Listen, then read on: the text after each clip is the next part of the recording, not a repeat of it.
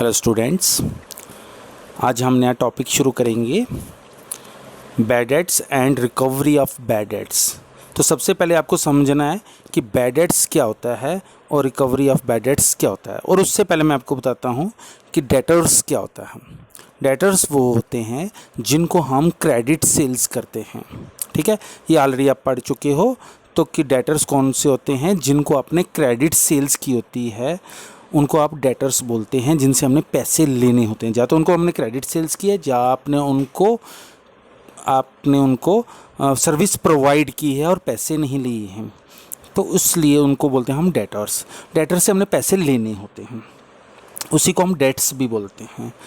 तो देखिए ज़रा, हमारे पास जो डेटर्स होते हैं वो आपके 3 टाइप्स के होते हैं। 3 टाइप्स के डेटर्स होते हैं। एक होता है गुड, एक होता है डाउटफुल और तीसरा होता है बैड डेट्स। गुड जो होता है कि बहुत अच्छा इंसान है कि पैसे हमें दे देगा, पेमेंट दे देगा पूरी की पूरी।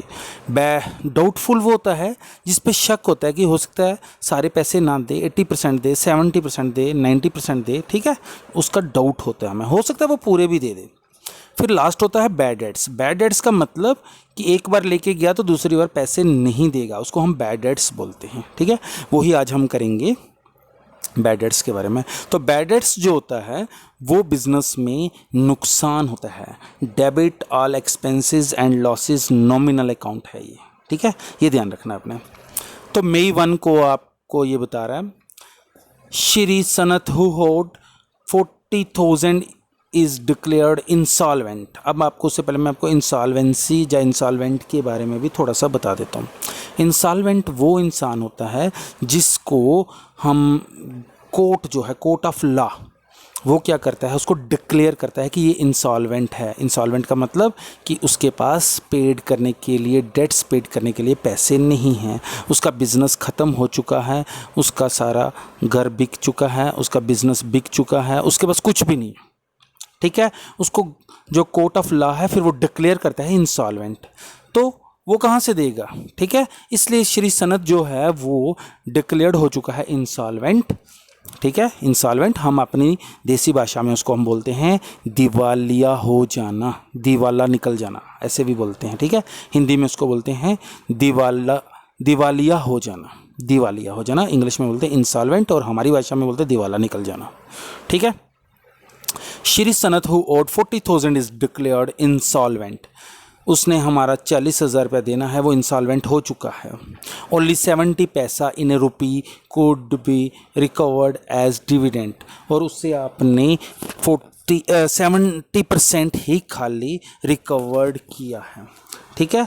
40,000 में से खाली 70% ही रिकवर किया है। 70% का मतलब 28,000। देखो बच्चा, अब आपके पास 2 चीज़ें होती हैं, या तो बैड डेट्स होता है या आपका डिस्काउंट होता है।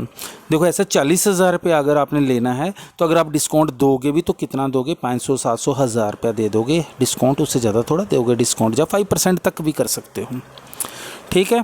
2000 तक भी आप डिस्काउंट कर सकते हो, उससे ज़्यादा डिस्काउंट नहीं कर सकते। यहाँ 30% ही नहीं मिल रहा, तो डिस्काउंट को हम करते हैं debit all expenses and losses. ये भी debit all expenses and losses है, बट इसका नाम हम डिस्काउंट नहीं कर सकते, इसको हम करेंगे बैड डेट्स। 70% जो मिला आपको, 70 पैसा इन रुपी, 1 रुपये के पीछे 70 पैसे, मतलब कि आपका 40,000 के ऊपर 70%, ठीक है। तो 70% होता है 28,000। 28,000 आपको मिला, बाकी नहीं मिला। जो नहीं मिला उसको हम बोलते हैं बैड डेट्स। जो मिला, debit what comes in, cash हुआ, debit what comes in. Giver कौन था, श्री सनत, श्री सनत हो गया गिवर, कैश हो गया डेबिट, और बैड डेट्स भी हो गया आपका debit. Cash account DR, bad debts account debit to Shri Sanat, being 70 पैसा इन रुपी रिकवर्ड, ठीक है। 28,000 70% करेंगे 40,000 का, तो तभी 28,000 आया आपका। बाकी 12,000 आपका बैड डेट्स हो चुका है, जिसको हम लॉस शो करेंगे बिजनेस में, debit all expenses and losses. Bad debts आ गया, debit all expenses and losses, ठीक। नेक्स्ट है जी आपका Awadh Vihari who owed 25,000 is declared insolvent. Awadh Vihari ने 25,000 हमारा देना है, वो भी इंसॉल्वेंट हो गया।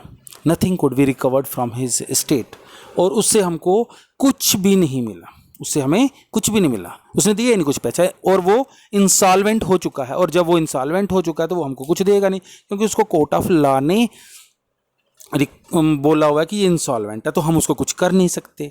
ठीक है, उस पर पुलिस केस भी नहीं कर सकते, क्योंकि वो इंसॉल्वेंट है ऑलरेडी, उसके पास एक सर्टिफिकेट है इंसॉल्वेंट का, तो वो उसको हम कैसे कुछ कर सकते हैं। ठीक है, इसलिए वो हमको नहीं देगा। तो वो पूरे का पूरा बैड डेट्स हो चुका, तो जो पूरे का पूरा बैड डेट्स हो चुका, बैड डेट्स अकाउंट डेबिट तो टू अवध विहारी। ठीक है, अगर पैसे आए होते तो कैश टू अवध विहारी हम कर लेते थे, पैसे नहीं आए तो उसको हम करेंगे bad debts account DR to Awadh Vihari, being bad debts written off 25,000। ठीक है बच्चों, Atal Bihari whose account was written as bad 5 years ago paid 14,000। एक अटल बिहारी था, उसका हमने 5 साल पहले बैड डेट्स डिक्लेयर किया था, उसको हमने 5 साल पहले का। अब उसको लगा कि उसने हमारे पैसे देने चाहिए, क्योंकि पैसे देने थे उसने, हमारे तो दिए नहीं थे, हमने तो बैड डेट्स कर दिया अपने अकाउंट में। ठीक है, इसलिए अब उसने क्या बोला कि 5 साल के बाद मैं पैसे दे रहा हूँ 14,000। जब वो देगा, आपके पास क्या आया, debit what comes in, comes in क्या हुआ, कैश, कैश आपका आ गया डेबिट में। और गिवर कौन था, गिवर था आपके पास अटल बिहारी, पर हम अटल बिहारी का नाम नहीं लिखेंगे, क्योंकि जब हमने उसका अकाउंट क्लोज कर दिया था, जब हमने उसको बैड डेट्स किया था, तब हमने किया था bad debts to Atal Bihari, हमने उसका अकाउंट क्लोज किया हुआ था। हम अटल बिहारी का नाम अब नहीं लिखेंगे, अब हम लिखेंगे, क्योंकि वो हम उसको नुकसान शो कर चुके थे। अब जब वो पैसे मिल रहे हैं तो वो हमारा फ़ायदा है। ठीक है, 5 साल पहले हम उसको नुकसान शो कर चुके थे, बैड डेट्स रिकवर डिक्लेयर कर चुके थे, तो वो हमारा नुकसान हो चुका था उस फाइनेंशियल ईयर में। अब इस ईयर में आके हमें फ़ायदा हुआ, 14,000 फ़ायदा हुआ। तो जब फ़ायदा हुआ तो उसको हम बोलते हैं bad debts recovered. Bad debts recovered जो होता है वो हमारा फ़ायदा होता है, इसलिए हम उसको क्रेडिट में डालते हैं। Cash account DR to bad debts recovered account.